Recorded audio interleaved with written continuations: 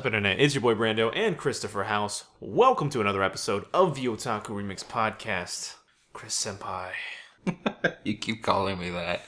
I'm barely older than you. I know, you're a fucking ancient fossil. How are you doing today? A little worse now that you called me an ancient fossil. Good. Well, thank God we're talking about something that makes me feel so useful. Useful. Fuck. Thank God we're talking about something that makes me feel so youthful. Well, today we're talking about one of our favorite anime studios and their works. Some of our favorite works from this particular studio in the anime industry. We're talking about the animes of Studio Trigger / Gainax. Gurren Lagann is basically owned by Trigger at this point. The title will most likely just say Trigger. But the animes of Studio Trigger. We were kind of talking about the ones that we liked, the connective tissue, the ideas, the themes. This is a very bombastic studio with a lot of known works, such as Gurren Lagann, which was known as Gainax at the time, but, basically Trigger. Kill la Kill, Panty and Stocking, Kisniver, SSS Gridman, Darling in the Franxx. Am I forgetting? Upcoming Promare. Yes, the movie Promare, which is already airing in theaters in Japan right now. But yeah, very recent. And so we were going to talk about a few of those, not all of them, because I don't think we've even watched all of them. We didn't watch Kisniver. I have not seen Kisniver, and I have not seen SS Gridman. I've only seen the first episode of that. Yeah, so we're going to talk about a few that we have watched in full. Just thoughts, feelings, impressions, give you guys some ideas. Maybe you will seek these out. Maybe you've seen them before and can join in on our commentary. So without further ado, let's talk about the first one chronologically. We'll just kind of pass through as the time did. Going back in time. To 2000 whatever. 2011, I believe. Really? I think so. I will look up the air date, so at least tell the folks what we're talking about. We're talking about Gurren Lagann. Gurren Lagann. The drill that pierces the heavens. Yeah. So this one's not actually my favorite of the Trigger series that we're going to talk about, but it's I feel like it's the most culturally recognized one. Yeah, it's definitely penetrated. An appropriate term. Yeah, I know, right? It's definitely penetrated the anime zeitgeist for good. Since 2007. Oh my we'll gosh. just scrub the date I said earlier. But yeah, no, it's one of the most iconic, memorable anime. I would call it a modern classic, if anything. Yes. And yeah, this anime has a lot going on in it. I mean, there's so many themes there's so many shonen themes. There's the idea, the celebration of the super robo genre. Mm-hmm. Definitely a lot within their wheelhouse, as Gainax did a lot of mecha anime, obviously Evangelion being the most notable. Yeah. A bunch others going back. It references a lot of old ones that I'm not going to be able to reference at this moment in time. But what was your thoughts and impressions when you saw and finished Gurren Lagann the first time? Well, actually, it was funny because Gurren Lagann was one of my first anime that I watched as a whole. Mm-hmm. So it really set a high standard for the rest of my viewing purposes. This is what popped the cherry. I know, right? Really? Nothing else? I don't believe you. No, but it's I saw Cowboy Bebop first. Okay. But I didn't and I've seen I watched the Pokemon anime when I was a kid. Yeah, and I watched a few episodes of Dragon Ball. Mm-hmm. But in terms of sitting down, watching an entire series and thinking about it. Yeah, I guess. Yeah. It was Cowboy Bebop first. Mm-hmm. And then Gurren Lagann. Because those are the two most recommended ones. And yeah, this is kind of I think where my appeal for the concise, sweet story comes from. Yeah, that's definitely something that's a very crisp taste. Yeah, and it's part of it. What I love is that it's 26 episodes and it has so much in there. A wonderful cast, a really charming protagonist who has a huge character arc. Throughout the entire series, that is made up of tinier arcs throughout, and a really good message, a really good positive message that honestly, before we recorded this, I was kind of feeling down, and we didn't watch Gurren, but we watched the Trigger anime Kill la Kill. We watched the first couple episodes, and that's everything Trigger does always makes me feel good, and that's what I really like about them. They're so optimistic, and they're so persistent about that optimism. Yeah, and that's very much the quintessential, I want to say, trait of the strongest secondary character possibly in anime history, Kamina. It's weird to call him a secondary He's character. basically the most recognizable name when I say Gurren Lagann. Yes, absolutely. So before I get into the specifics, for those of you who haven't seen it, or those who haven't, just as a reminder, Gurren Lagann, quick synopsis, is basically about these two boys, Simon and Kamina, who live in a mole city, live underground, and they live underground because there are beasts and mechs on the surface that are dangerous. So they live in this kind of oppressive, sort of, like you said, I think we mentioned it before, like capitalist. The sort one of, that they live in is like a capitalist structure where you have a boss that tells you to dig and search for relics. yeah. And if you get a good relic, you get a good meal, and maybe one day you'll be the boss. And yada yada. Yeah, it's the small corporate grind, and Kamina just says, "Fuck that." Yeah. Let's pierce the heavens, and before they get the chance, Simon does find a small mech head who he believes is a very valuable relic, but they decide to take it upon themselves to use it as a possible escape vessel. And once they get the opportunity, a giant mech falls into their city, piloted by a beautiful. The mech is not piloted. So the mech is piloted by a beast, and Yoko is attacking it with her enormous rifle gun. You're right. Memory fuzzy, 12-year-old anime.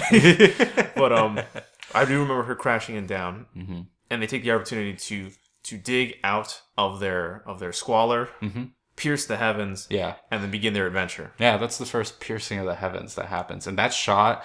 When they get launched nearly into the stratosphere. Oh, it's awesome. And they can see the 360 view of the world. Yeah, like the curvature of the earth. Of the horizon. Yeah, it's super beautiful. It's probably one of the things I'm going to get framed at some point. Yeah, that's a very memorable shot as far as I can think of in any anime.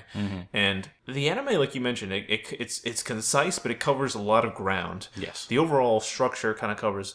It's in truth more like a 2-part story. I would say so. But it's 2 parts, but it has 4 arcs. Yeah, and I would say the first half of the anime is kind of more concisely broken into 2 parts. Really quickly, spoiler. Obviously for all of the anime we're talking about today, but mostly for this one. Moving forward, this is 12 years old. I feel no remorse.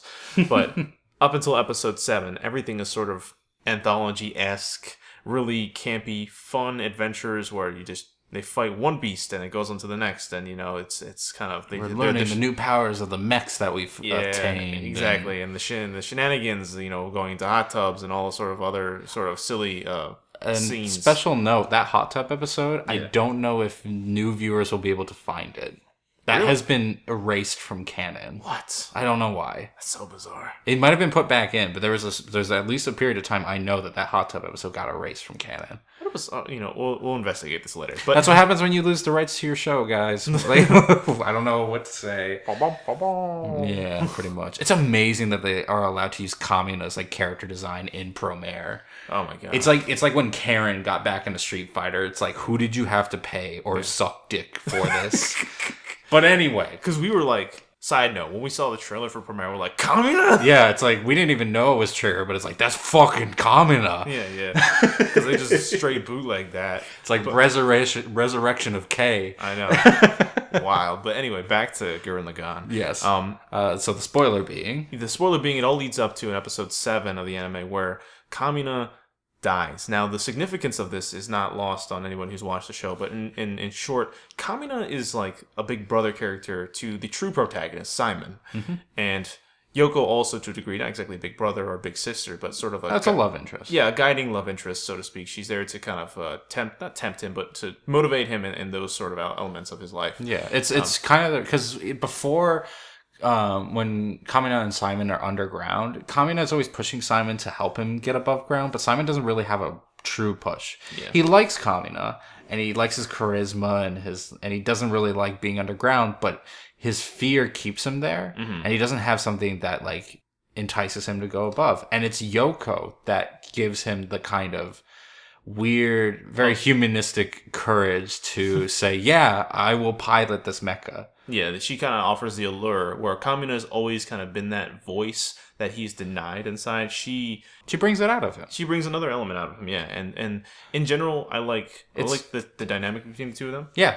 And it's such a basic and motivator, but that's what I kind of like about it. You feel you empathize with Simon because Yoko's gorgeous, and of course, if you can impress this chick, you'd want to. And I think that's something that Trigger has always been very good at embracing. Yeah, and I don't just mean about the overall arcing, the overt sexuality with a lot of their works.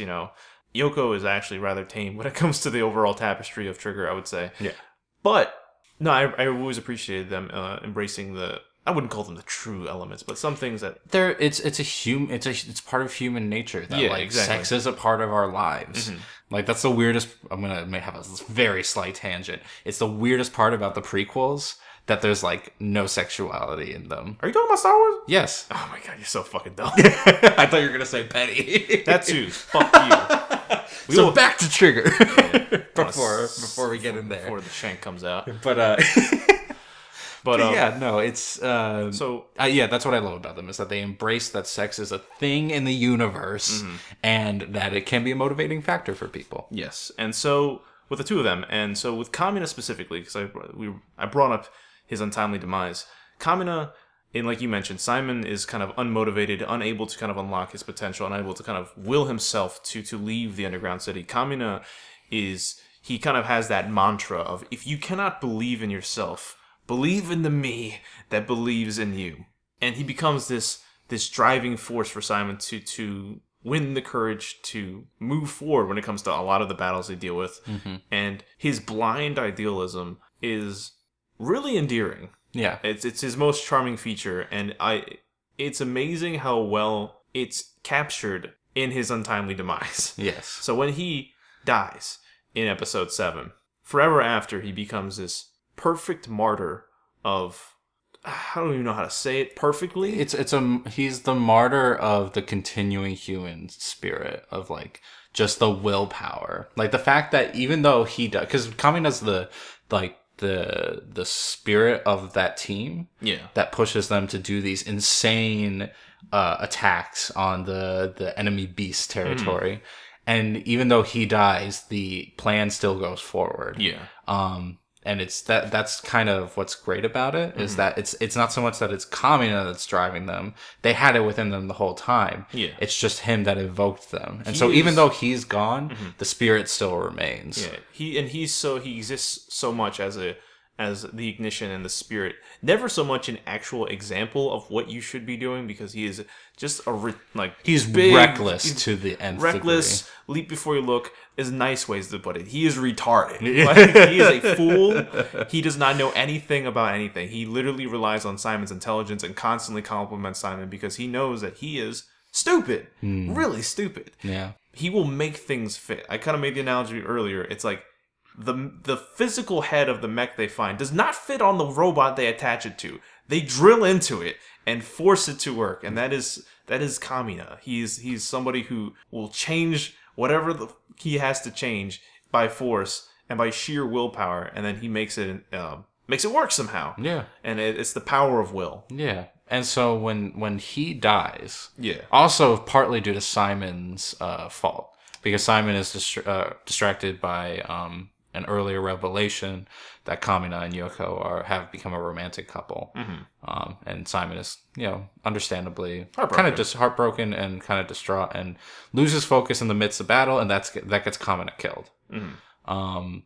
So for a couple episodes, our team is a little lost without their guiding light, but they figure it out. After also the introduction of Nia. Who ends up becoming Simon's romantic interest. But she's a fun character as well. I wouldn't say she's too deep. She's like more so than Yoko. She's very much like Nia is like she's just like a romantic interest, and that is more or less it. Unfortunately, and somebody correct me on this, please, but Nia is very much like just the princess in the castle situation. Pretty much, yeah. But she's also like. And I hate to objectify a female character, more so for the risk than for the actual reason. But she is very much just Simon's motivation to constantly move forward. But that's what people are. Like, I'm sorry.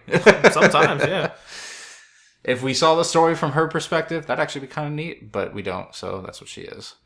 But overall, the themes and the ideas of Gurren Lagann, what would you say, big picture, what is it trying to say? As I mentioned earlier, it's just a show about like the forward movement of like human effort, and the unstoppable will of humanity, more or less. Like they make a kind of a metaphor of human DNA being a spiral as well. Oh yeah, and that's what is an allegory to the drill spiraling forward. Like there's a bunch of references to drills and spinning and yada yada, and so much so that you might get sick of it after a little while. And honestly, they cap off the ideas at the right ideas. Like when Kamina dies, it's the perfect place for him to die. Yes. The overall story is concise enough where once the ideas get so heady, because in the first half they kind of more or less complete their mission and create a society that is stable and above ground, not utopian, but really good. Yeah. And then they enter the second half of the anime, which after a time skip, Simon's older, everyone's kind of like matured and grown into like these leadership roles in the new quote unquote new world order. Now they enter this sort of space conflict. Yeah, I know. Right? With and we're not going into all the details and logistics of that because that would be very time consuming to say the least. But by the end of it, they are fighting with, I wouldn't even call it a mech. I'd call it like we're calling galactic level mechs. Yeah, we're like literally like the fight is happening and people on Earth are looking and they're like godlike figures in the distance. Yeah, they are literally made up of. Simon is combating the enemy with basically solar systems enveloping his form. Yeah, and so it gets pretty out there as far as not only the scale but then the ideas as well. Yeah, and I think what kind of keeps it on the rails, because I don't think the show ever goes off the rails. Yeah, no. It might jump the shark a few times, but it always lands back on the rails. Is that it keeps escalating, but always to like marginal degrees. So it's like, oh well, now we have a society. Now we have an enemy from space, so now we got to figure out how to go to space, and that's an episode is how to go to space, and then the next episode is going to space, and then the next episode is fighting in space, and then each episode is self-contained. There's never like previously on Gurren Lagann, there's never any of that. It's like each episode is its own idea and its own concept, and it'll focus on one character, usually Simon, sometimes another character who's more important at the time, and it wraps up the thought in that episode. And I think that's what Trigger's really good at. They're good at making anime that are constructed with the limitations of animation in mind. They know when they can cheat with animation and use it to make a funny scene. They know when they should make something really bombastic and how to coordinate it with their music. They know how to design a character that can be anything that they need it to be on the screen. And I'll probably go more in detail about that in Kill la Kill, because I feel like Kill la Kill is almost like a masterpiece in their animation style. Yeah, I was gonna say before, we basically wrap up most of Gurren Lagann right now, but that's I think a keynote idea throughout Trigger is the physical animation technique, the composition, the music. They're masters. They're very adept at all elements of keeping it all succinct. I feel like the elements in Gurren Lagann specifically are very motivational and soaring, and the music and all that really elevates it. And at times it can come off as cheesy. Oh, it's supposed to be super cheesy, but they embrace it as well, and that's what I really like about it. It's a show that is like in harmony with itself. Yeah. And I think that's something that you could say about a lot of Trigger productions. Absolutely, and it shows why people fell in love with it so much. Like that was the first big one that was like, damn. This is what anime could be. Yeah. And lo and behold, that studio fucking went under. And then resurrected. That was like, I wish I'd been around to see them go under so I could have like enjoyed them coming back. because I watched Gurren Lagann maybe a couple months before Kill la Kill came out. And so, like, that was one after the other for me. And so, as somebody who, like, maybe mourned the death of Gynex, for Trigger to come back, not just with Panty and Stocking, not just with Little Witch Academia, and to a lesser degree, Inferno Cop. Anyway, but to come back with Kill la Kill must have been so just, like, that's like if Metal Gear came back to us. I was going to say, like, this is like Big Boss being revived. Like, it's like you're not dead. Maybe Death Stranding will revive. I was gonna say also, like, on a tangent, like the new Kojima Studios, like when Death Stranding comes out, it's like you're still here. Yeah. But I digress. Let's move forward to the next anime. We want to talk about Kill la Kill This is your favorite, I think. This is my favorite. Yes. Yeah. This is a very stylish collection we're talking about here. Yeah, if you're talking about the combo meter in Devil May Cry, you're like triple S-ing this shit right now, all the time. As far as stylish anime is concerned, and again, stylish can be a pretty nebulous term, but I really mean it in the truest of terms. Kill la Kill is pretty fucking stylish. Oh my god, yeah. And that pilot is perfect. That pilot is so great. Those first 3 episodes are so fucking great, and so is the rest of the show. But to go into detail about its greatness, synopsis, quickly. Go for it. Those who haven't seen, really quickly, it's about Ryoko Matoi. That's her last name, right? That's her last name. Ryoko. She is a transfer student coming to this new city, and she's looking to challenge this academy that is basically run by a very authoritarian student body. And again, it sounds really normal. It's fucking not. Yeah. Well, I mean, to start it off, the city that she's moving to is owned by the school. Yeah. Like the school, it's almost like a caste system. Oh, yeah. It's like where the center is the castle and the castle is the school. Yeah. And at the top of the castle is the Queen Bee, who is fucking Satsuki Kiryu. And she's just sitting up there with her sword, waiting down. Who's emitting God's light onto the people. Yeah. And everybody in the school basically is ranked by the amount of stars on their uniform. So they wear these things called Goku uniforms. Yep. And, if you have 1 star, 2 star, 3 star, the uniform itself imbues you with power. Because they have this thing called... More importantly, it actually starts at 0 star. The slums, which is, I would say, 90%, 95% of the people in that city are considered 0 stars. And those are the slums. Yeah. Clothing have these things called life fibers that give them strength, and we're not going to go into the logistics and how they work and because all that it's stupid. But that's just fucking dumb. And so the story basically is Ryoko's quest. It's a very personal quest. Her father, pre the beginning of the story, has been killed, and she is seeking her father's killer.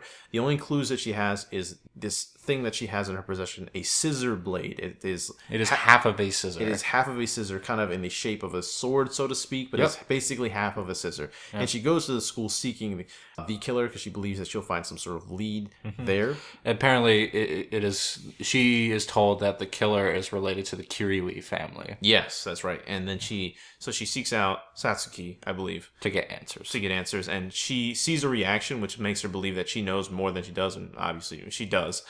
And so it's now Ryuko's quest to overthrow Satsuki. By the end, or as the beginning develops, because eventually she, after she's repelled, after her first encounter, because she realizes the power of these uniforms, she falls back to her home which has been burned down, and discovers underneath the home a lab which her father had, and discovers a talking Sailor Girl uniform as these exist, and attaches to Ryoko after kind of enveloping some of her blood, and they become the pair. And that's her Henshin Agogo, that's her uniform, that's her talking partner as we move forward, and it becomes a quest for her to use this talking uniform to overthrow the overall tyrannical school government and beyond. Yeah. So that's the plot. Honestly, the plot is not what really interests me in this show. It's much more like the individual characters and like the little arcs the big arcs they go through. The concept of developer, whose name I forget at this moment, but in an interview, he talked about how the show's concept came from the fact that the kanji for fascist and fashion sound alike. And so the show is like all about rebelling against the idea of fascism and like through fashion. Yeah, it's such a stupid wordplay, but it's a great anime. Well, but because it works in both ways, because fashion is used to oppress the society. Yes, amongst other things. Specifically in this caste system, because you have the 3 stars who have the most glorious outfits, and then the 2 stars who have slightly worse, and 1 star which is worse, and then no stars who have nothing. Yeah. And it's so much that's where the style kind of comes in, where battles are determined by like a character's fashion in a sense, because their strength is determined by like what they wear. And it's over the top and ridiculous, but at the same time, it's so entertaining. Oh yeah. The animation quality is top notch. This is one of the best examples of melding 3D and 2D animation. Oh, you barely even notice it. Yeah, exactly. And when you do notice it, it doesn't even matter because it's used in a very creative way. Like one of the first shots of the first anime, and the first episode, I should say, of the anime, is when they start at the school and they pan all the way down to introduce Ryoko from the city. And it's definitely a 3D image, obviously. But then it cuts to her, which is a 2D animated character, and then it kind of imposes this already made drafted shot of her staring up into the light of the castle of the school, and it's seamless. It's very cool looking, and there's a lot of those. Yeah, this show is a technical marvel between the audio technicians, the visual editors, the directors, just general understanding of pace. It's really, really good. You have to kind of see it to understand where I'm getting at. Unfortunately, we don't, at least at the moment, we don't clip anything together. But go watch this show. You'll get what I mean once you see it. The content is very risque. So if you're kind of squirmish about sexual content, get over it. I was gonna say, what is he gonna fucking offer these people? Yeah, no, there's no offering here because like even within, I think it's episode 3, the clothing that Ryoko and Satsuki wear as the like most powerful beings in the show is very revealing. It is even more revealing than most negligee.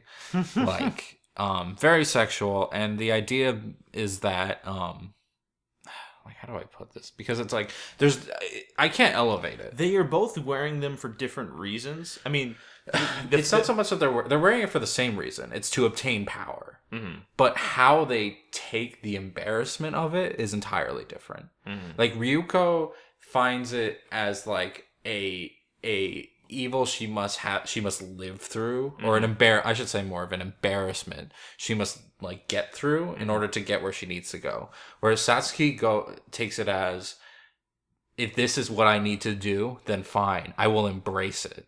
I will not be embarrassed by it. Yeah. The line is even, and it's a fantastic line. It's if I, Satsuki Kiryu, have to bare my breast to obtain this power, so be it. Yeah. Because Satsuki has no fear of people's views on her, either in the sense of like her showing off her body, or in just her tone towards people. She views everybody as inferior, and because of that, she doesn't have to think of what they feel.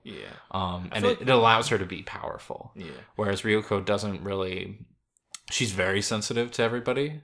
Like she's a very reactionary character who anytime anybody does something to her, she has to say something about it. And it's kind of I don't know how to perfectly describe how she overcomes that.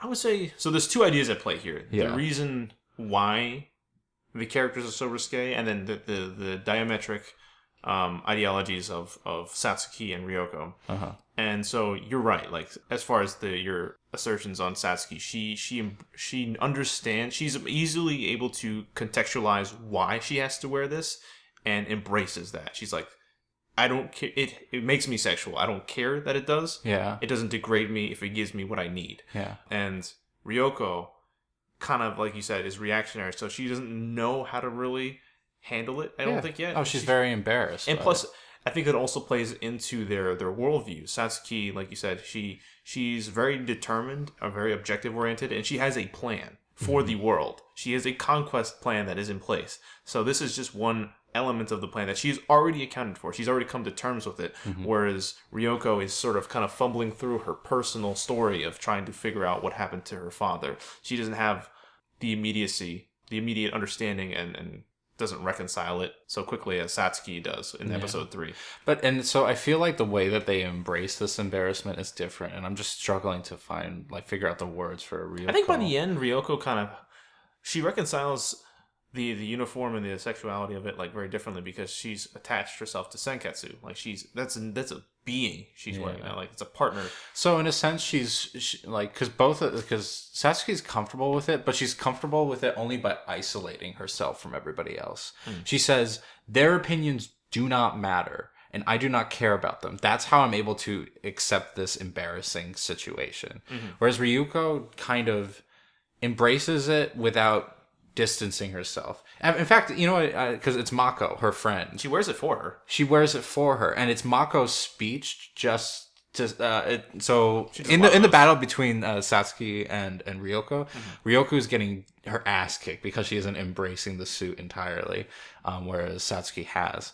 And Mako comes in and says, "Listen, Satsuki is not better than you because your chest is better." And it's such a ridiculous like speech, but but what Ryoko gets from it is that I don't have to be embarrassed because I'm okay with myself and I'm okay with how people look at me. Yeah. And that's a really guiding theme for the whole anime. Yeah. Like it's kind of an anime about acceptance. Yeah, it's definitely an anime of owning one's not only physique, so to speak, but something more ethereal than that. Something like owning one's actions, one's history, one's ideology. Once they start getting into the history of Satsuki's her Elite Four, is like when I started noticing that the show had a bit more depth than I maybe thought it originally had. Yeah. Because like Gamagori, I think it's Nia, I believe her name is. It's okay, the lolly girl, the kung fu guy, the disciplinary dude,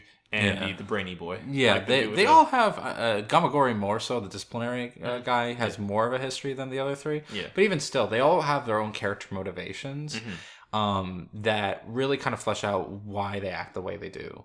And it's them also embracing their own identity, whether it be I am the shield for the people, and that's why I am with Satsuki because she is the guiding power, or it's just the pink-haired girl's loyalty to Satsuki, understanding that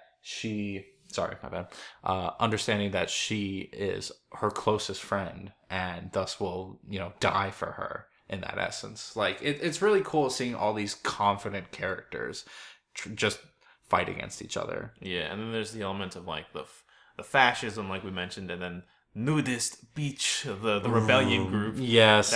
Casts away their clothing. I love that Nudist Beach. I was worried that they were going to be like a focal point, and they're not. They're such a joke in the show. They are. They help like Ryuko like kind of like understand the world a bit more, but like they're such a joke. Yeah. And it's perfect because the idea is fucking dumb. But yeah, no, I think we'll cap it off on that because going any further is going to go into territory that is way too detailed. And really, the joy of the show is watching Trigger execute this ridiculous idea, I would say perfectly. Yeah. And just, like, kind of nail it. Yeah, I would definitely knock it out of the park. And with the idea that it's, like, it's definitely more... You would think that it would be all style, no substance, but there's definitely something to be said there, which is why I think Kill la Kill has endured for as long as it has, sort of in the minds of anime fans. It's not so much a classic, I would say, as Gurren Lagann, but it has a game coming out like really soon, and yeah, it's definitely still prevalent. It's prevalent, and I would recommend it to anybody today still. So yeah, I just have like a lingering question because I don't think we'll return to Kill la Kill anytime soon. What's up? And it's that like I wonder if like the premise of that show would go over as well today. We thought about that. We mentioned that to each other at some point. Because it is very sexual. And it, depending on who's watching, you could view it as objectification. I wonder how, because I feel like how it would translate here in the West. Like how much it would spread. It has an English dub. Yeah, exactly. Yeah.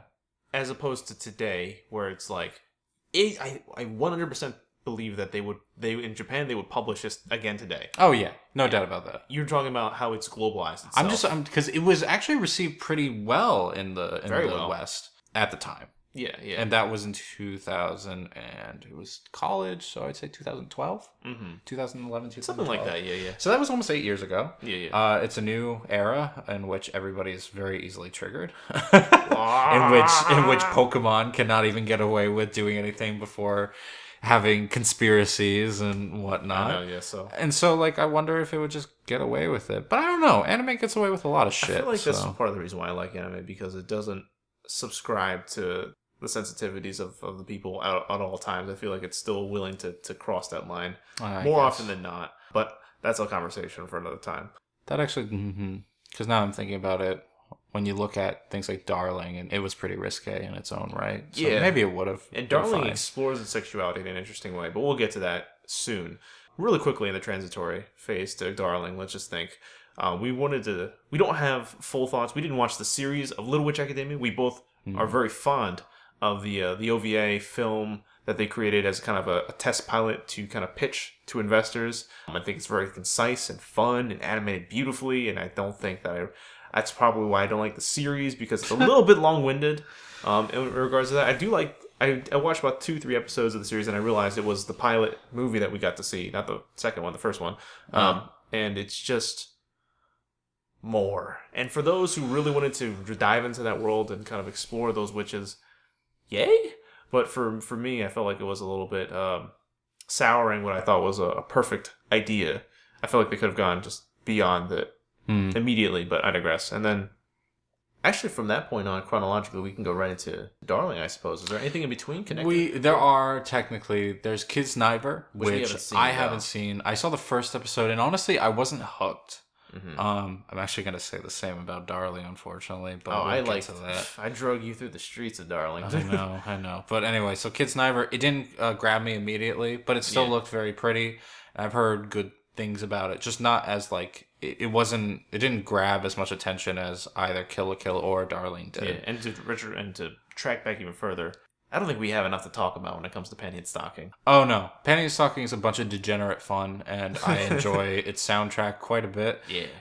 But it's like there's not anything to talk about. If you really, really like Kill la Kill and you're like having a beer, watch Panty and Stocking. Otherwise, and make sure nobody else is like gonna walk in the room. I can imagine some of the promotional art. Also, the dub is fantastic. Oh yeah, yeah. The dub, I think it's preferable to the sub, unless you really enjoy like Japanese women swearing in English like hard. But other than that, yeah, Panty Stocking is great. And same can be said about Inferno Cop. Like Inferno Cop's like stupid fun, but it's also like there's no animation in Inferno Cop. Made that. It's like watching Paper Mario. It's like and it's just like it's like 5 minutes. Oh my god, they made that with like fucking bubblegum and paper clips. Yeah, like, they proudly made that with bubblegum and paper clips. It's like, look what we did. Oh man. But moving on to Darling in the Franxx. Oh, I'm sorry. One more thing. SS Gridman is also very good. That's after Darling. That's after Darling? Yes. Fuck me. We're cutting this out. So, Darling in the Franxx. Darling in the Franxx is one of the most recent Trigger animes as of last year. Mm-hmm. And they teamed up with A1 Productions. Yeah, correct? So it's kind of a co-opted project, and you can kind of see the divide in direction, but let's not talk about that yet. Synopsis: dystopian future. Children are the pilots of mechs in pairs. Think of drifting Pacific Rim characters, except doggy style. You're right. And it's in a world where they have to fight these things called Klaxosars. These children. They're designated as children as opposed to the adults, with a very hard profiling. Mm-hmm. And that's their entire purpose, is to fight the Klaxosars and the robots known as Franxx. And we're following the team, Squad 13, an experimental quote-unquote team for reasons unknown at the time in the beginning of the show. And you follow this main character called Hero, who's kind of off-put. He was a prodigy, you learn, but he just can't get it together now. He's just a failure.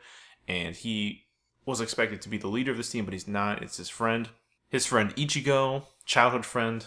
Hero, for all his failings, really, really wants to get off the ground. He's really invested in the purpose of fighting in these Franxx for the omnipotent leader figure of society called Father. Mm-hmm. They pray to this guy, etc., etc. They believe he's the reason for living.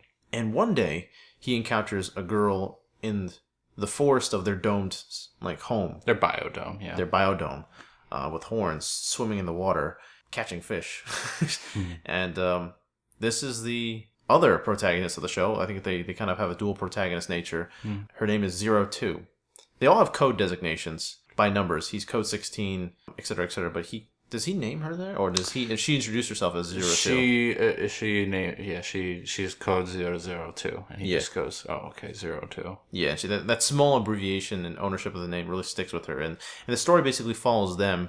They're pairing, as she's kind of a half Klaxosaur, and she's kind of known for killing her partners who drive the mechs with her, the Franks with her. Yep. So he literally kind of sucks them dry. Yep, the overall themes and the ideas of the show are basically very based around sexuality. I mean, obviously with the fucking doggy style mechs, but the imagery, the imagery is very overtly sexual. But it's more cerebral about it than you think. And cerebral, I use the word tentatively because it dives into high mind thinking.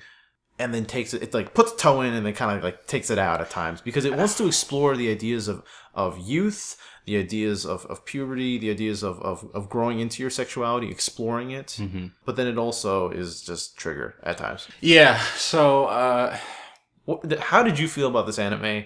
Because I kind of forced you to watch a lot of it because you told me at no point in time where you truly invested in Darling in the Franxx. Yeah. No. So Darling, when it came out, I was busy at the time, and that's why I didn't watch it. I was just kind of busy, and I just didn't have time. You were too busy for anime? I know, man. It was before I did this podcast, before I could write it off on my taxes. And so I didn't watch Darling at the time, but I'd heard good things from everybody, and everybody was kind of on board with it the same way almost that they were on board with Kill la Kill. So I was like, man, I'll eventually watch this, and I'm gonna love it because I love Trigger. And then I didn't, and I eventually did. I am at the end of the day positive on Darling. Okay. But it was a struggle to get through. So let's go pros and cons then.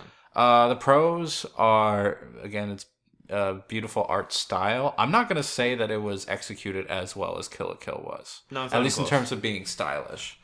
The fighting, especially, is really boring to me. I would say that there's this sort of rebellious edginess to Kill la Kill and more wildness. I'm just talking about the action, like the visual imagery of the action. Yeah. And then there's a sort of sanitized look to Darling, so to speak. I don't know if that's the collaboration with A1, but the mech fights, yeah, like you're right, they're not the most imaginative at times. It might have something to do with the themes of like military fighting and stuff that like are kind of in the show, but at the same time I also feel it's very unenergetic.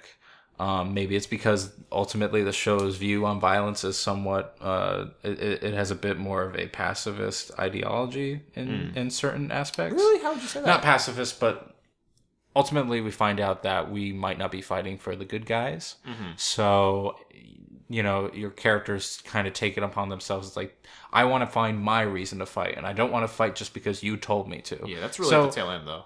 Right, but that might be some of the reason why the fighting is unenthusiastic at times. And I just mean more so in terms of its creativity, because it's very much like, do this, do that, and the strikes are very much like the character becomes invisible because they're going so fast, and they go through the enemy, and that's how they kill them.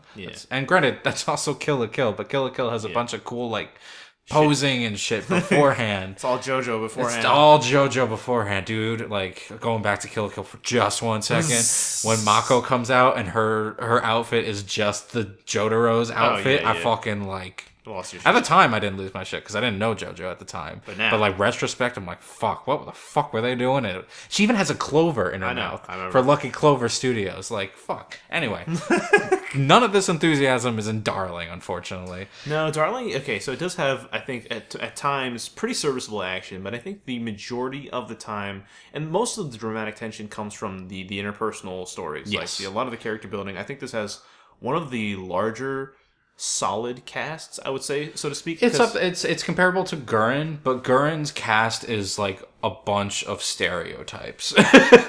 And I love them. I love the cast of Punch Out, but they're a bunch of stereotypes.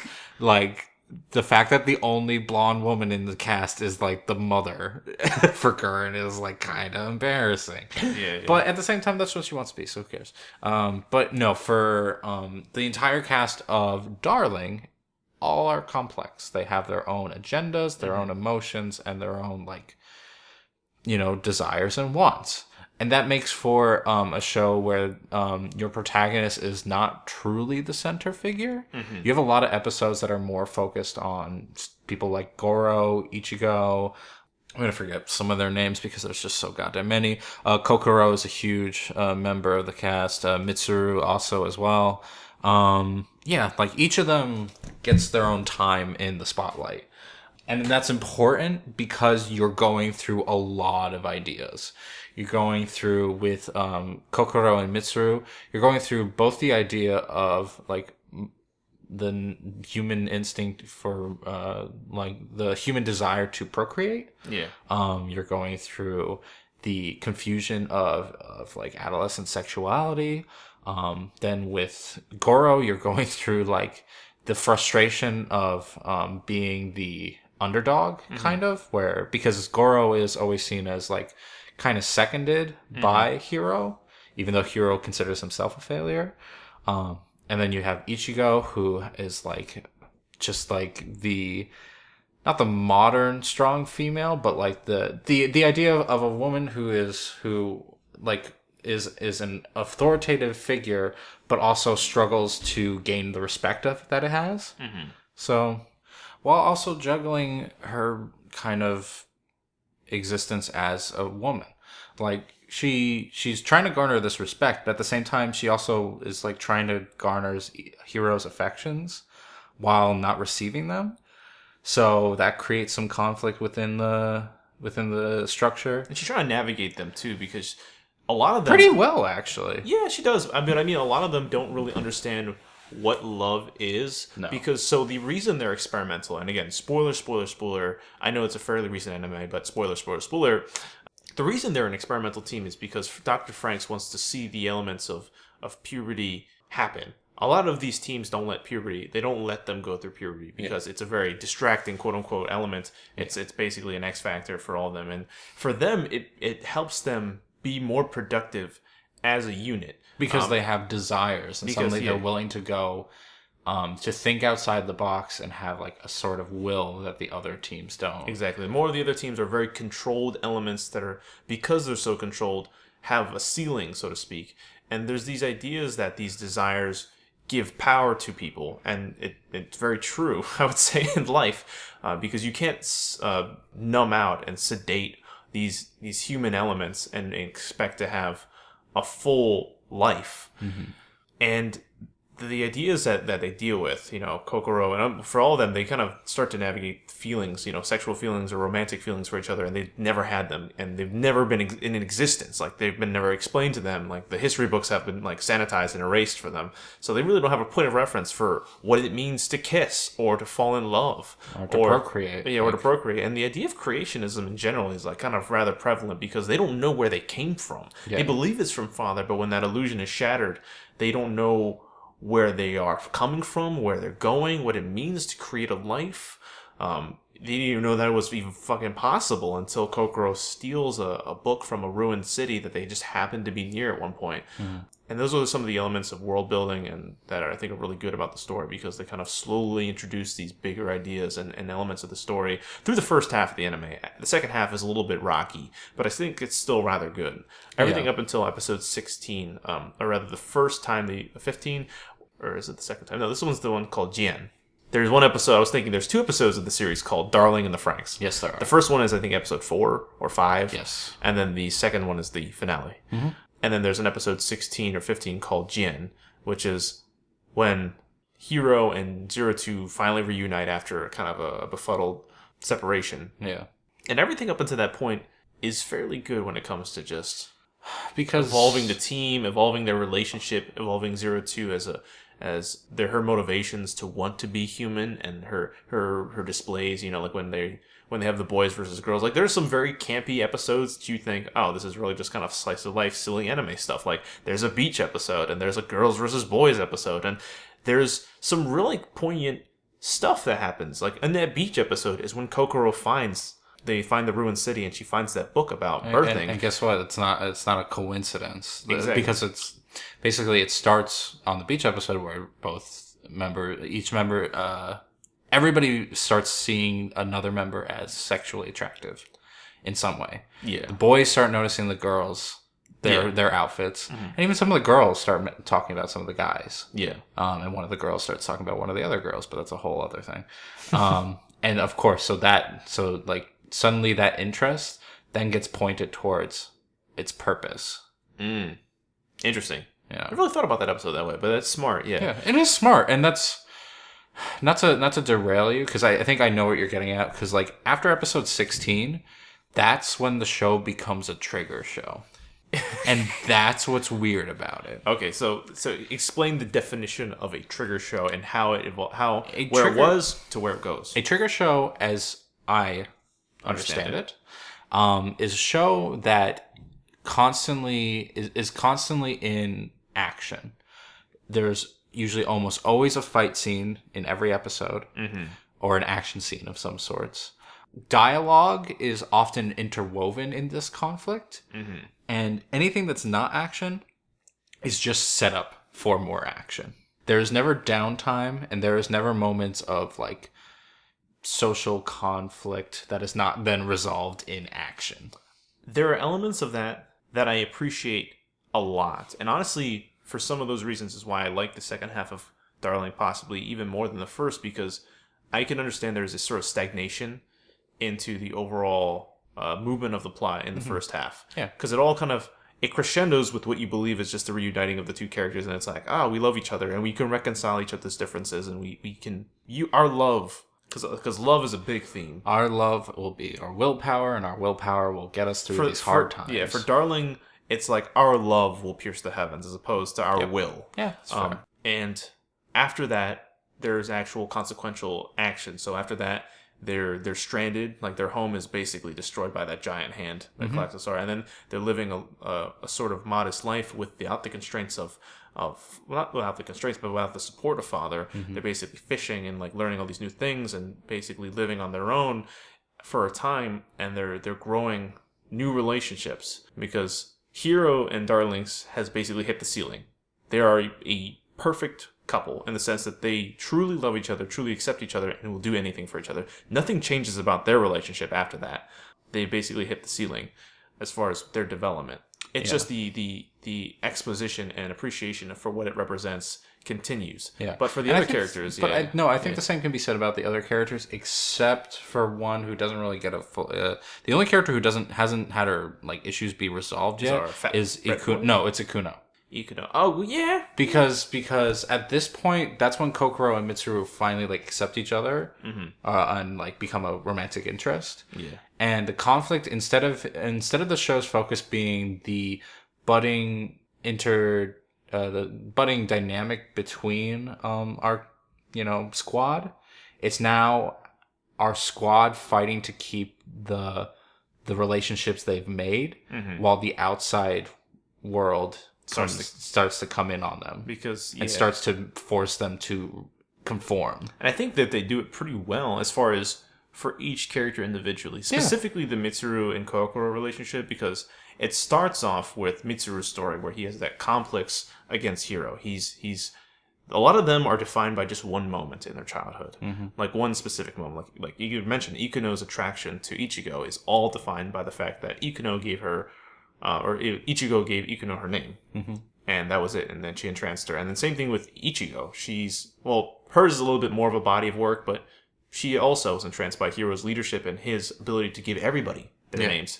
And with Mitsuru, he's defined by he was always looked up to Hiro, and then he feels betrayed when he forgets the promise that Hiro made to be partners, that they would be partners together, which has like an underlying of like homosexuality to it. Yeah, honestly, I don't want to go. I don't know if we have the time to go into it, but Fuck it. This is the last series we're going to talk about in depth, so we got time. I guess so, yeah. But the idea for me, it's I would change something about the ending with Mitsuru, but he's defined by that grudge, so to speak, or that betrayal, the heartbreak of Hiro forgetting, not by his own will. He's literally brainwashed, but he has a complex about his relationship with Hiro, and initially Kokoro kind of heals that relationship a little bit because he starts to underperform, and so they do a partner switch where he starts partnering with Kokoro as opposed to originally partnering with Ikuno. Yeah. And it's not working out at first, but when Ikuno is hurt, when Kokoro is hurt, I'm getting all the names confused. When Kokoro, the very soft girl, gets hurt, and their piloting experience isn't going very well, and she kind of gives him the "I'll believe in you no matter what" sort of speech, because that's what it means to be partners, and I'll accept you. Because she sees something in him as well, where she's able to confide in him these sort of illicit ideas, because he's kind of an outsider amongst the group. He's the not the bad boy, but kind of like the he's an outsider only because his communication with the rest of the group is always with like conflict. Yeah. He's never on somebody's side. He's always like arguing against them or trying to one up them or like something like that. Yeah, he has like a general. He's a not friendly person. Yeah. He's just kind of a push off kind of guy. Yeah.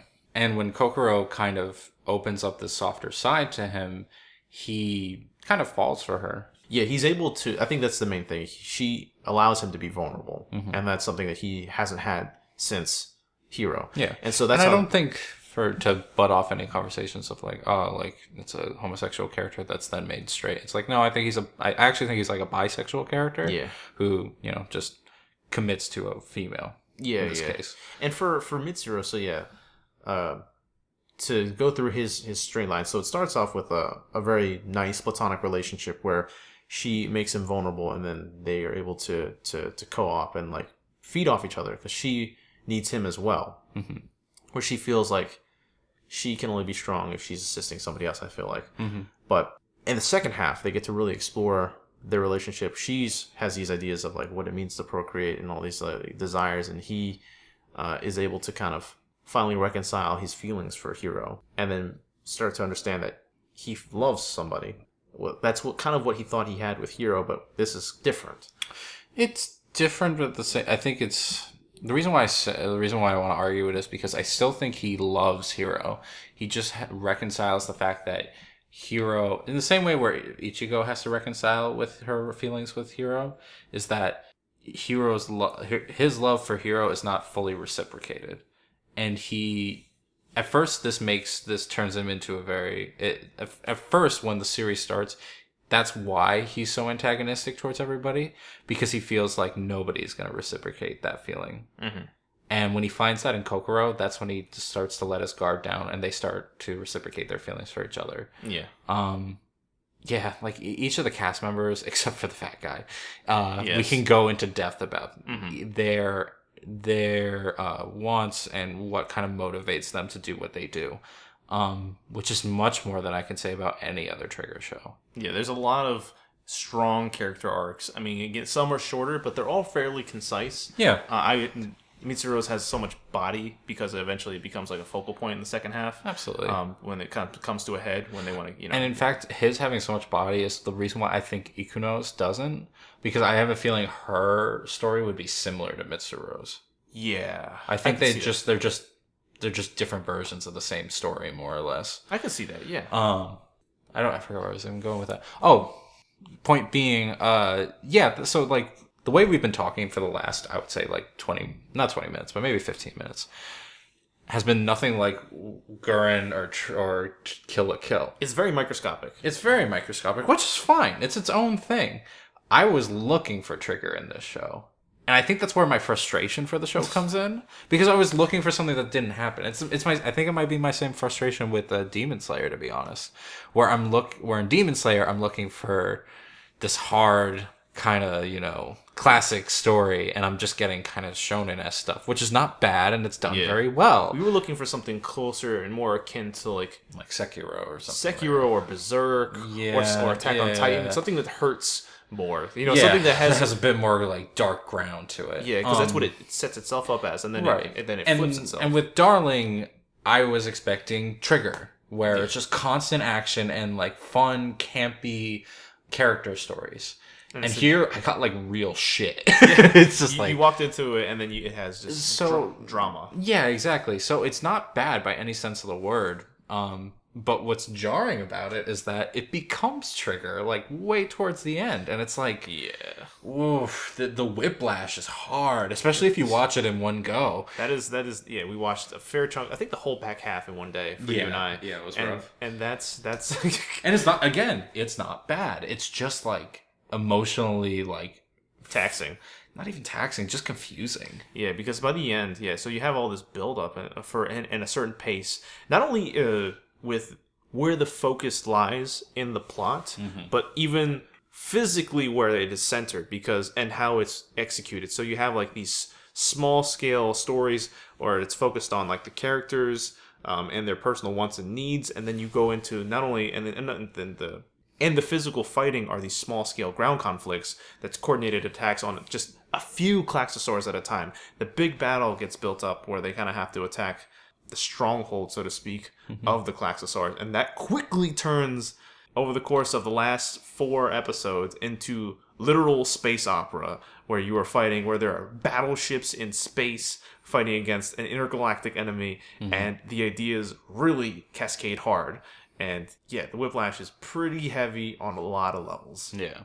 I remember hearing people say, like, have very vocal opinions about the last couple episodes. Oh, they think it's a fucking train wreck. It's really? Okay. You either believe, if you go on our anime, you either believe this is some sort of disgusting masterpiece or a complete volatile creation from Trigger, like a complete flop. I don't really. I mean, that's how the internet exists. We live in hyperbole. There's not a whole lot of middle ground when it comes to opinions online. But in reality, I feel like it's something in between. Like it's a diamond in the rough, to quote Aladdin. Like it's some sort of a mixed bag where there's like a lot of good content, but it is very rough edged, and it's kind of like it's all over the place. I wonder if it'll exist more, and I haven't finished Evangelion, but I wonder if it'll exist more as Evangelion then, because I feel like that description kind of fits Evangelion as well. Possibly. I feel like Evangelion does a lot more philosophical, metaphysical conversation, which might make it seem more intelligible than the very human. Which, I mean, Evangelion talks about very human elements as well, but this is very, like, growing up, very, like, coming-of-age story. I feel like these the ideas they attack, while some of them are big, in Darling in the Franxx, they're kind of more grounded and more small, if you could even say those about it. Definitely in the beginning. Yeah. Because the conflict is not against, like, a big enemy. It's like, the conflict is like an office squabble. I feel like perhaps in a few years, we may look back at Darling in the Franxx with more respectable eyes, or at least some anime fans may. And if anything, it gave us a lot of memorable waifus. Indeed.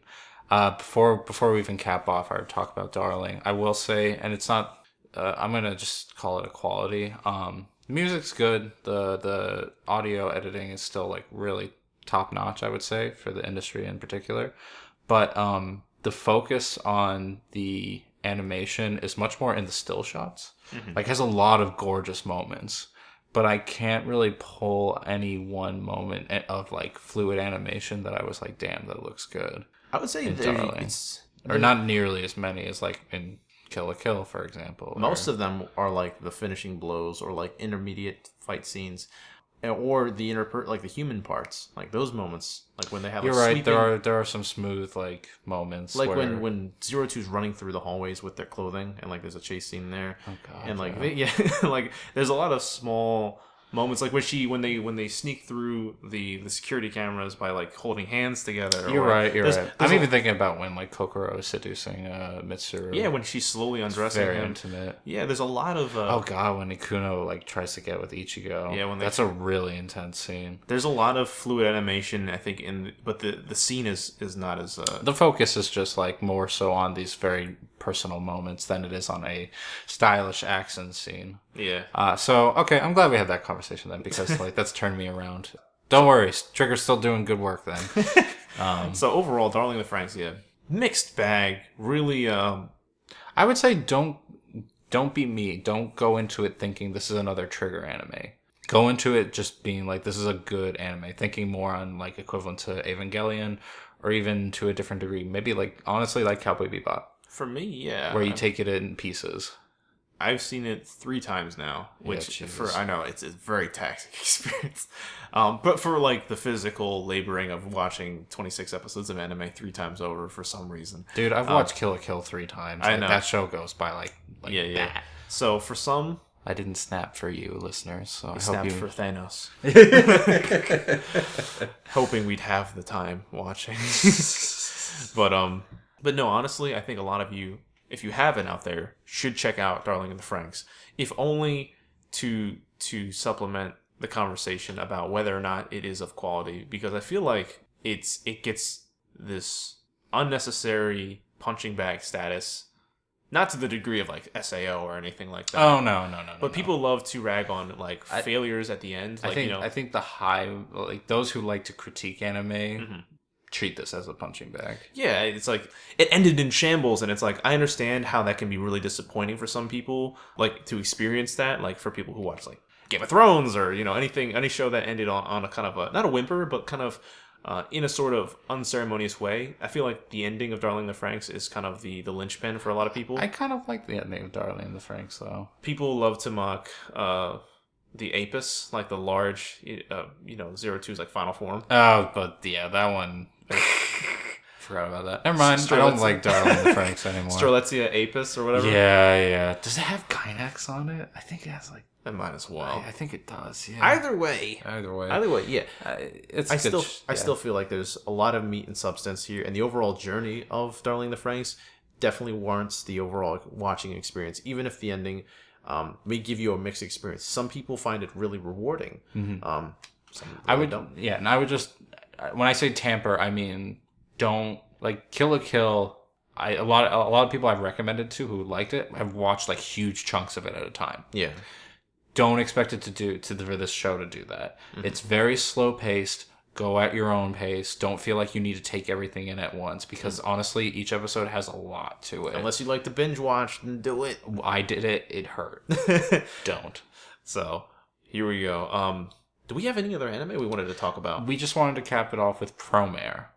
Promare. So we haven't seen it yet. It came out in Japan in May. It's getting decent reviews. It's getting a Western release like in the fall, right? Honestly, it's getting the same. Yeah, and it's getting a Western release on September 17th and 19th in undisclosed locations, which will eventually be disclosed. It's not like a find the theater to see Promare. If you want to see Kamina, discover on the map. What about SSS Gridman? Oh, shit.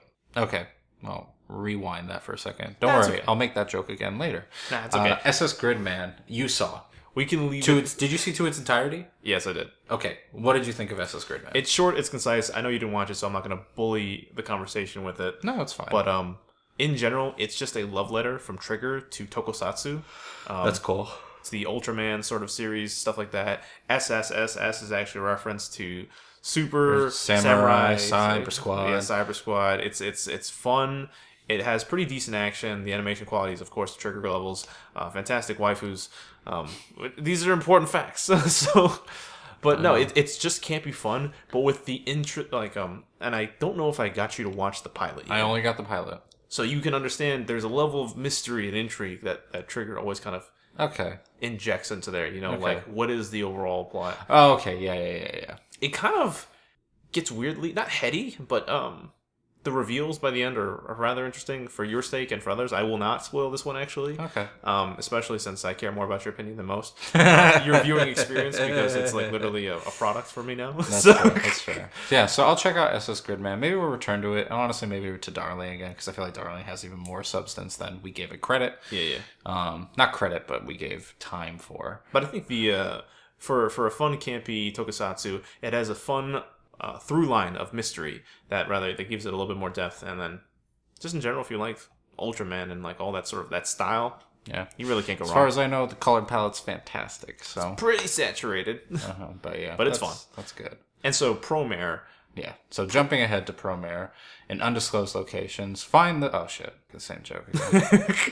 Anyway, yes, Promare is going to come out September 17th and 19th. Hopefully, further release dates in case the theater is not near us, but we'll figure it out anyway. I will go as far as 10 miles. Yeah. Those tickets are expensive. You don't think I can't make it my way to Pirate Bay? I'll find a copy of Promare.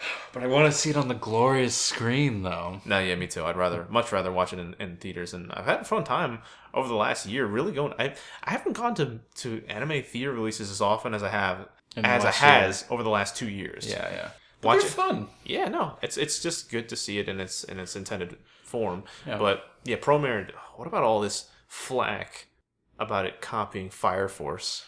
Apparently, it's nothing. So I remember. So I sent you the article, and what's funny is like I sent it to you because we were gonna do this podcast like months ago. Yeah. And then I was like, I'll get to it, and then I never read it. And then you got back to me. It's like it's nothing, and I was like, cool. Yeah. No, it was horseshit. It's one of those headline articles that's like, but why are they so similar? Yeah, and it's like, oh, because fire is not a novel concept. You dumb fucks. Yeah, it was a small, probably either Kotaku or like an anime list. It was brought up by Crunchyroll because it was getting a lot on our Reddit anime or whatever. Yeah, our anime. Thank you. Guess who doesn't go to Reddit here? But yeah, so it was a nothing article. I think this movie is gonna be more towards my taste because it just looks stylish as fuck. It looks great. Yeah.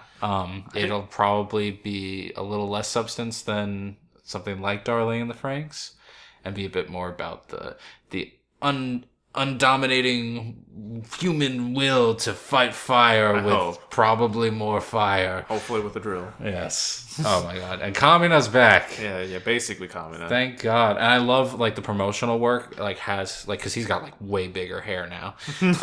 And his hair kind of blends in with the the purple haired female opposite lead. Yeah, his antagonist. So like they look fantastic. This movie's gonna be neon as fuck, and I'm gonna love it. I like how we shamelessly call him Tom, It's just Kamina. I don't even know his actual name, but like it's just Kamina. Yeah, I don't think I'll care to learn it. I mean, we may just for like.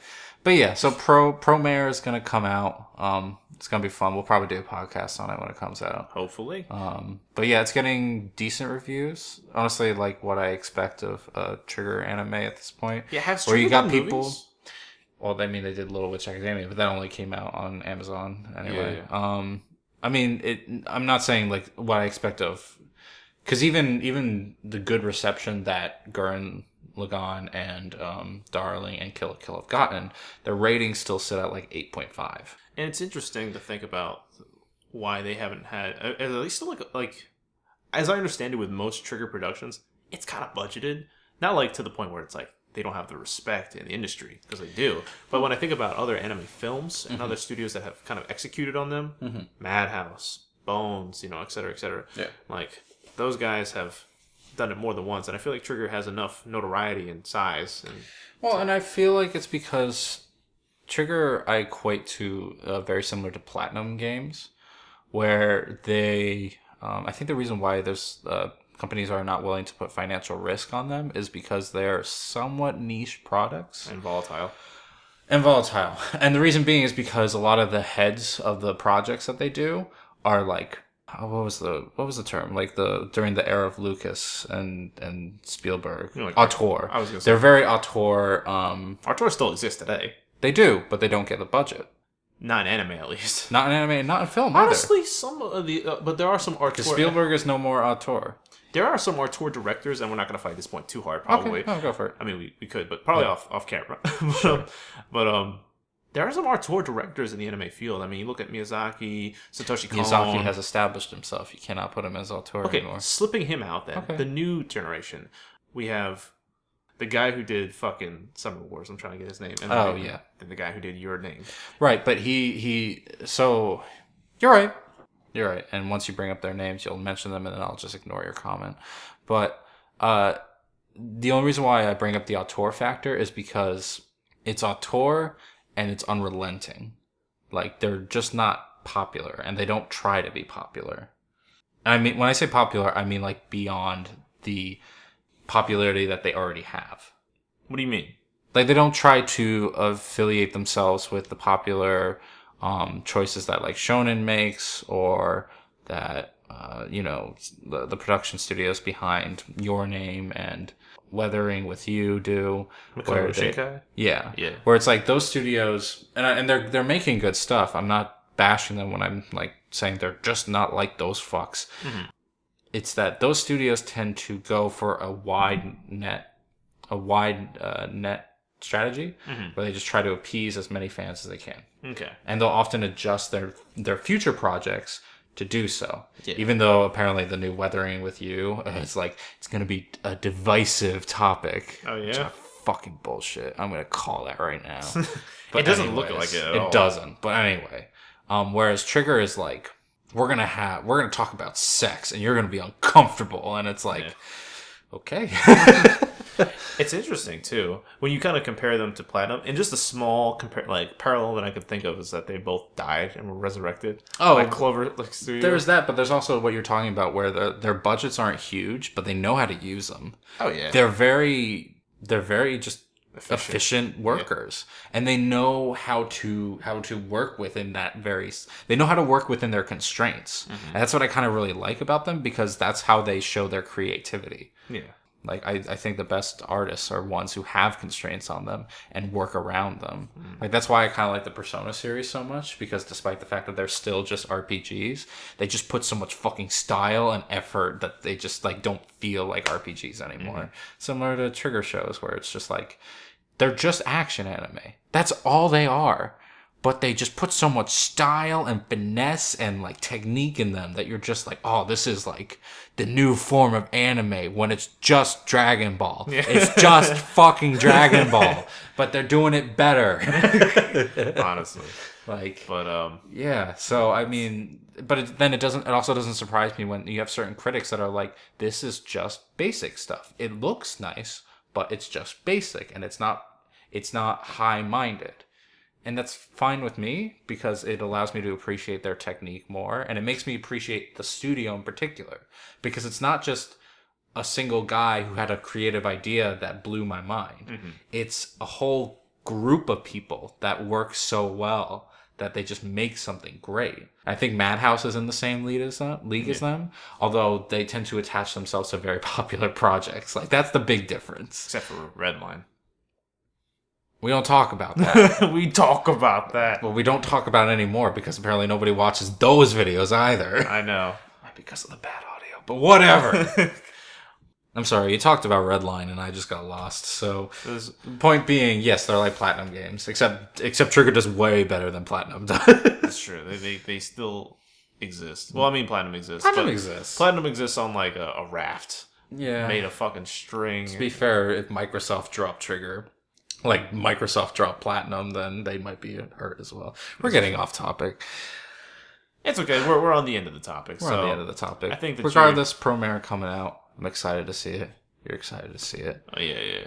And as we end this 4th of July podcast, did we mention that it was 4th of July? Yeah, we're recording this on the 4th of July, essentially. Nice. The eve, right before we put out the cookies for Captain America. But we hope that you all enjoy your holiday by the time you've watched this. For those of you in America, for those of you not, continue to hate us. You have plenty of reasons to. Yes. But we don't care. So we kind of care. Nah, shameless. Count my nukes. Anyways. But we love you anyway. From behind these nuclear weapons. No. What a fun way to end this. We hope you had a fun time with our conversation today. We hope you like Trigger Anime.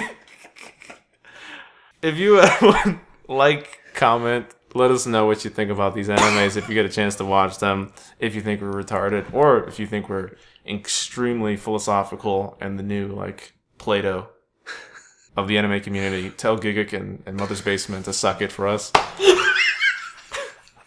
And we'll see you next time. Have a good day. Have a good life.